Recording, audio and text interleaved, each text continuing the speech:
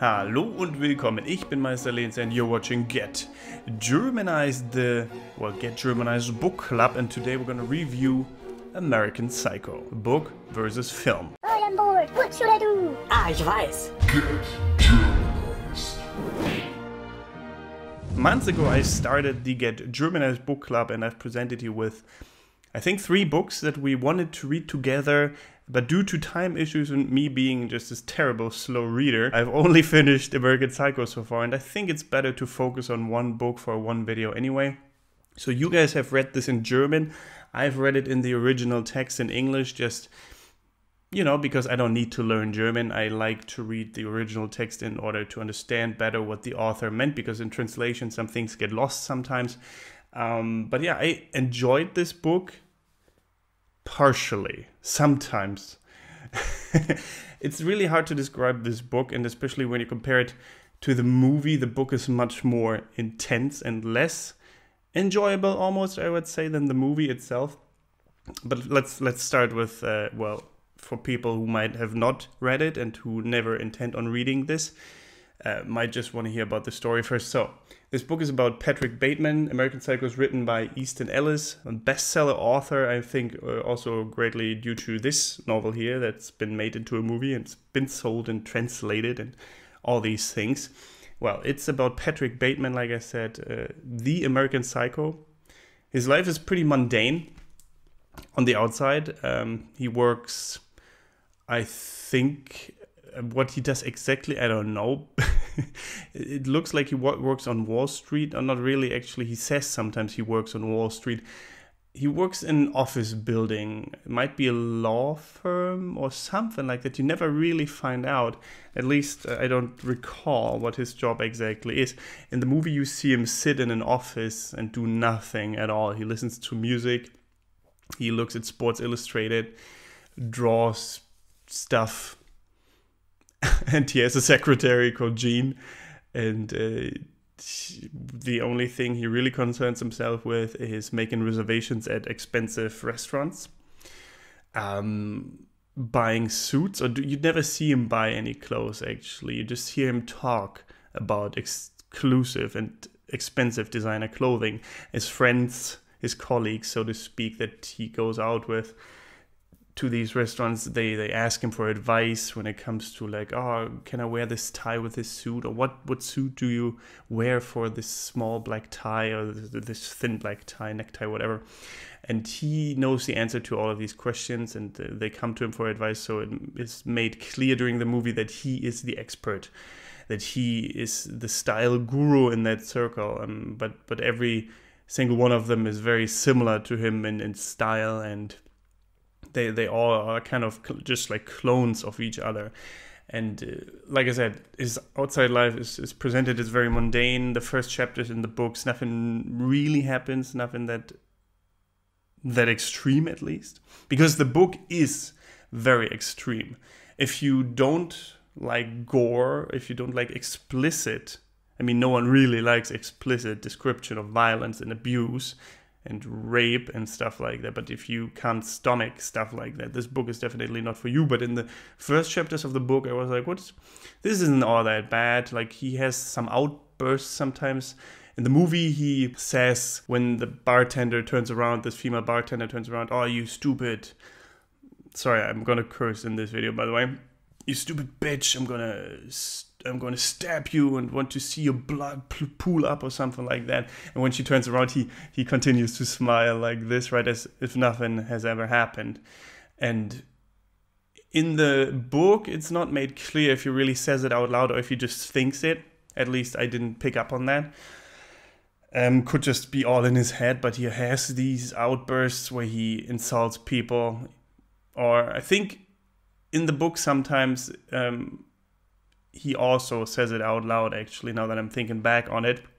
He sits at a dinner table and just throws these bits of violent information in these conversations. And people, they don't really, because they barely listen anyway, they all have these very superficial conversations. So what do you do? Where do you work? oh, have you been to this new restaurant and stuff like that. And so when he's out with these models that one night with these other guys and the models at some kind of club, it's quite loud there anyway. And so he says to them, oh yeah, I'm into murder and homicide or something like that. And she's like, oh, so what's it like? And he's like, what do you mean? Oh yeah, usually the guys that are into mergers and something else don't like it. So something business related. Because it's so out of context that someone would just say, I'm into murder and homicide, or whatever he said, that they just ignore it and they just go on with the conversation. He's just utterly, I feel like he's like, how can they not notice? Like, I just told them that I'm into murder and I kill people.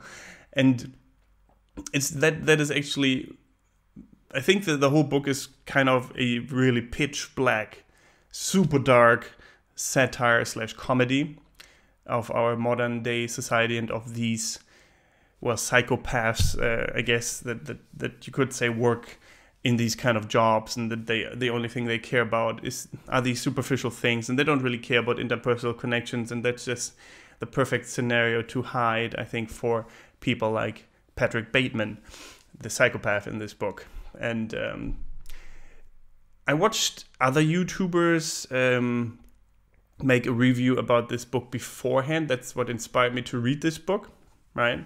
They didn't give away too much detail, but for example, PewDiePie, especially I remember this, said that, oh yeah, he's a psychopath, but he's relatable as well, right? Because all these people, they're so annoying and stuff like that. And but after reading this book, Patrick Bateman isn't relatable at all unless you are a psychopath yourself. It's just bad in some chapters. It's just unreadable almost, because he disregards human life just like that. He doesn't give a shit. He doesn't care at all about anyone other than himself. And sometimes not even, I mean, yeah, he does care about himself. He's very, like, when someone makes a comment about his hair, for example, he freaks out right away. What is wrong with my hair? And stuff like that. It gets really intense until someone tells him, oh, your hair looks fine, you look good. And he's like, whew, okay. And then he continues, right? But he gets really upset about his appearance. He's very fit, very well-styled, so to speak. He gets really upset when someone else is better at that than him. But yeah, other than that, you can't, I mean, maybe you can relate to some aspects. How, I don't know, it's really hard for me wanting to relate with that guy, because he's just so, I don't know, he lacks any kind of empathy and emotion. I mean, emotion he has, greed. Greed is greed an emotion, I guess. And disgust, like they said in the movie, and in the book as well, I think. But other than that, he is just like a reptile living amongst people. And like I said before, this book is super graphic, super violent. In some scenes, it is like he stabs this bum after having toyed with him, like he's acting as if he wants to give him money and stuff like that, right? Oh, hey, here, you're cold, right? You're hungry, right? And then the bum is like, oh yeah, I'm so hungry. I'm so, thank you, mister, thank you. And then he just turns around and says the N-word to him, and just, you fucking N-word. I'm going to, something like, get a job or something like that. And he just stabs him repeatedly. And that's like the beginning. I think that's one of the first murders. Like the first murder, I think, was either the gay guy with the dog in the park or the homeless person, and he just stabs them. That's nothing in comparison, right? And he kills the dog, obviously, as well, I think, if I remember correctly. But that is nothing in comparison to the other scenes where he hires prostitutes and explicitly describes how he takes them apart, how he bites into their privates and stuff like that. And it's just really hard to read sometimes. And after, like I just said, after reading this, it baffles me how some people would be able to relate to this person at all, in any way, shape, or form.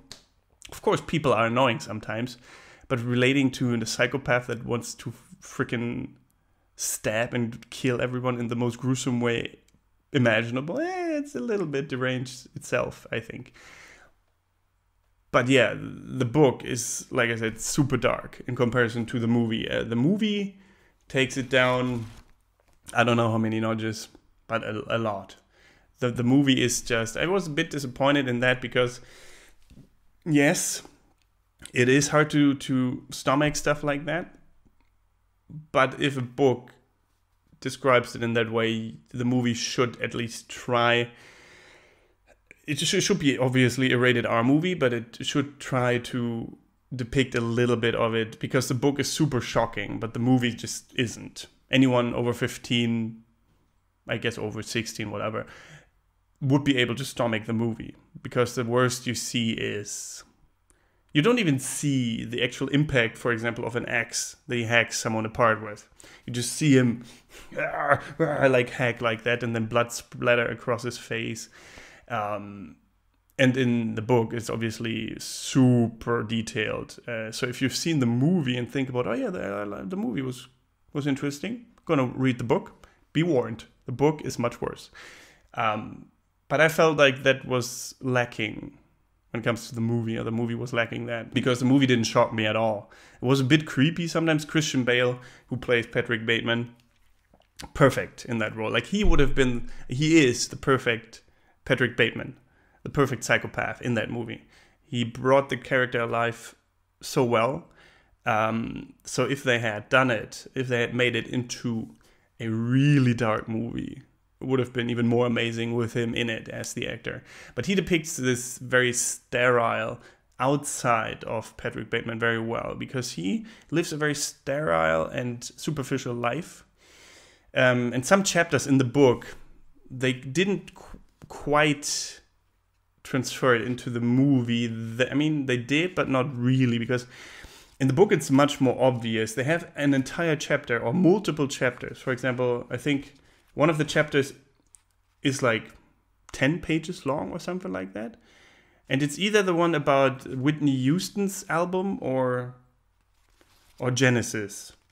I don't remember which one it was, but he describes every song on the album detailed. He says, oh yeah, the drum solo in this song by who so-and-so, it brought it really up a notch, and it was the best this and that, and oh yeah, and the next one was one of their earlier works, and he describes everything that's going on in that song, basically.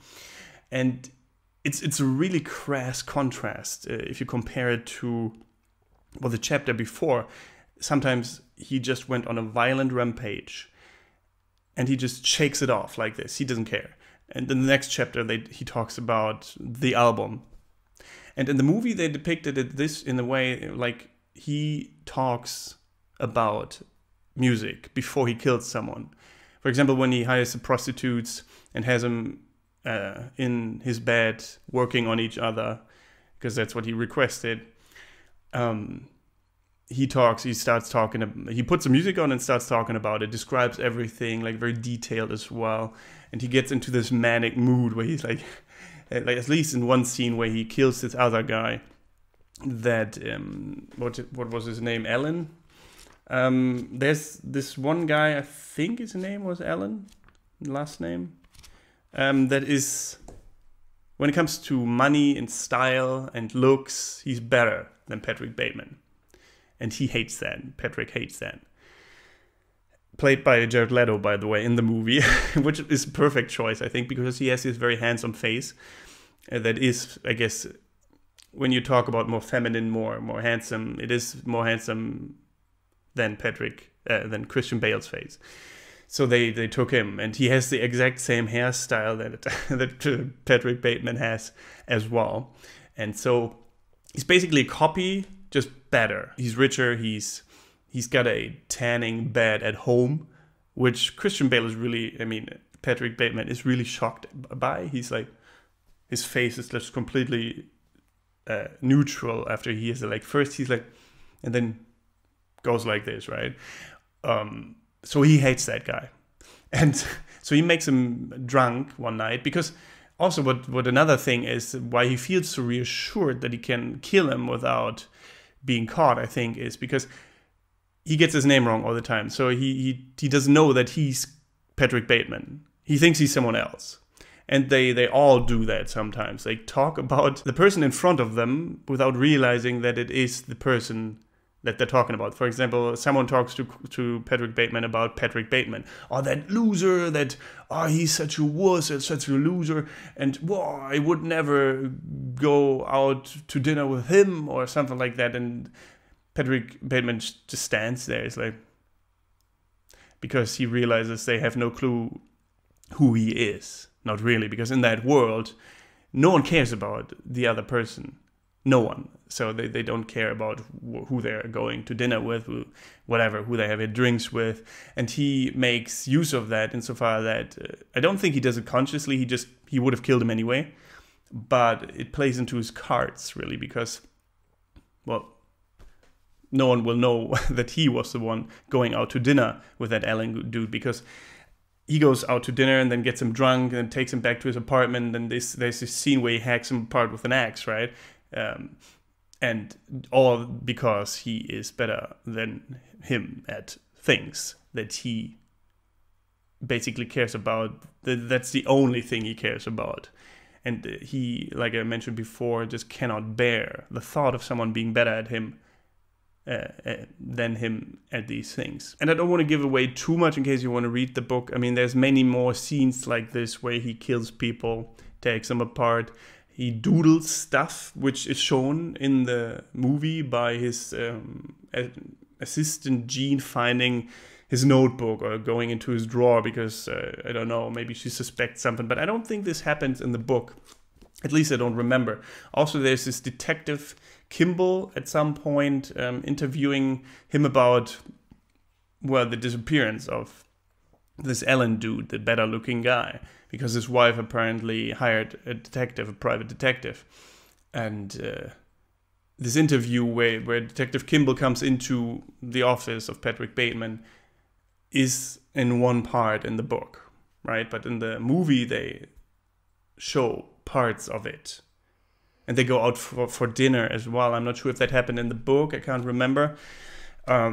But they make it like this big thing to show or to get the viewer the feeling like he's being chased all the time, right? But in the book, you don't really feel like he's in danger of being caught all that much. I mean, there's this one chase scene, is also in the movie, where he just goes on a rampage, a bloody rampage. He gets triggered somehow, then shoots someone, shoots another person. I think he steals a car eventually and drives into a deli or something, kills some cashier or hurts them, runs towards his office building, goes into the wrong office building because it all looks the same. Another hint towards like everything is like looks the same, everyone looks the same, very sterile, very superficial world. He goes into the wrong office building, kills the night shift guard, kills the janitor there so that no one can prove that he's been there or whatever. I don't know. Maybe it's just that it doesn't have a reason to kill them. Pretty much probably that. And then goes into his own office building and hides there and sees a SWAT team in the other building. At least in the movie, no, in the book. Sorry, in the book it's described like that. I think in the movie you hear the helicopters as well. It's not clear that it is a SWAT team or whatever.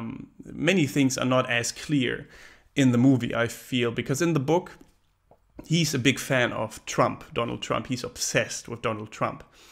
And he will talk about Donald Trump and maybe I will meet Donald Trump, or I've seen Ivana Trump, whatever, there and there. And in the movie, he just makes this remark once, I think.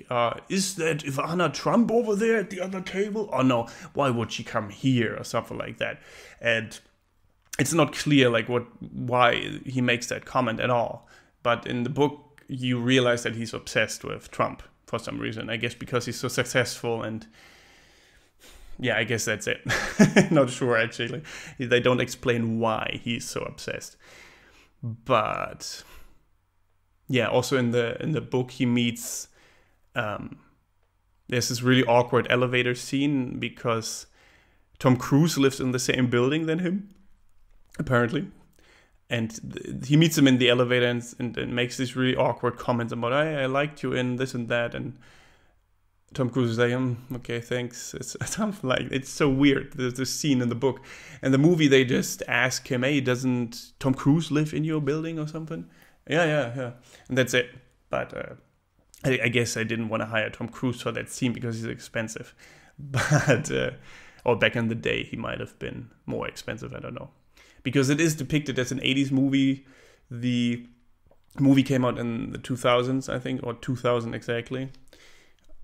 But it feels very much like an 80s movie because of the songs from Genesis and Whitney Houston and stuff like that. And the outfits and the sunglasses and whatever. And there's one key scene in the book that is also in the movie where after he gets chased by police and the SWAT team apparently into his own office building, he calls his lawyer up, right? He says, oh yeah, I have committed so and so many murders. I killed Alan. I did this and that, did all these things. He admits pretty much everything he's ever done. And he puts that as a message on an answering machine. And he breaks together, basically, it breaks down in tears. And then later, at the end of the movie and the book, he meets his lawyer in a restaurant or at a party or whatever it was and confronts him. He's like, so what about my message? And he was like, oh, that's hilarious, Bateman. Yes, totally hilarious. So he thinks it's a joke, but obviously it's not. But it's so outrageous. Again, no one really would believe that someone is capable of these things. And then he says, but it's true, I did all these things. I killed Alan. I killed him. And then the lawyer's just like, that's just not possible. And he's like, I did, though. Why is it not possible? Because I had dinner with him or lunch with him in London a couple of times last week. And then he just walks away and Patrick is just there stunned. He's like, how is that possible?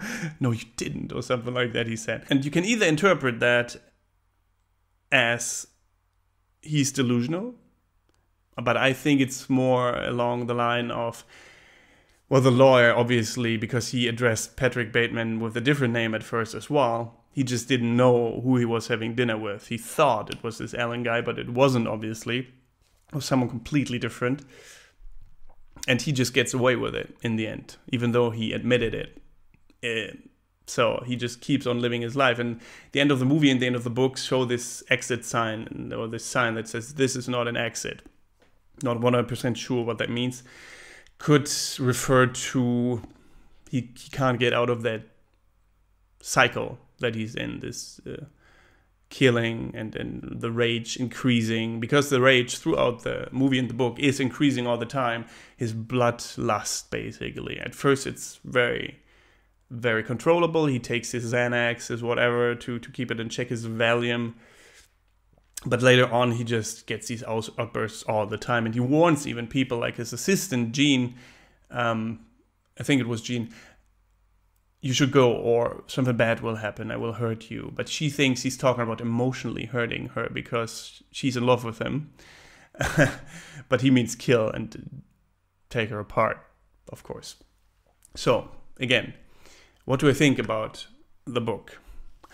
I think it was a fantastic book, a great book, because it was so shocking. Not much can shock me anymore because I have watched so many horror movies and stuff like that. But reading is always very different because it's much more intense, I think, at least emotionally, and it like enables your imagination much better than a movie. I mean, you know that, but that is why this was so intense, and I had to put it down sometimes for a moment after one of these gory scenes because it was so gory and intense. And the movie I could just watch, no problem. So I liked the book better. I didn't like it I didn't and I did for the things that I was talking about, right? That it is much more intense, much more shocking. I'm using the same words here, but that's really the only thing I can say about it, other than it was good and shocking. It was very dark. If you like this book will be for you. If you only like this about the book, then the movie isn't for you, because the movie doesn't have that. So Hope you enjoyed this book review. Let me know what you think. What I should change maybe next time, or should I do it the exact same way? And by the way, change of scenery today, because it is 1,000,000 degrees outside and this is the only room in the house that is not boiling. So I hope you didn't mind. What do you think about this location? Should I use this more often? And my dog's there as well. Isn't that cute? Anyway, if you did enjoy it, leave a like so that I can see it. A comment maybe. What did you think of the book? If you read it along, maybe you will read it after you see this and then you can comment about it here. What did you think? I would love to hear your opinion on it. Subscribe if you want to become part of the Germ fam. Highly appreciate that. And apart from that, thank you very much for watching. Don't forget to get Germanized. Goodbye and auf Wiedersehen.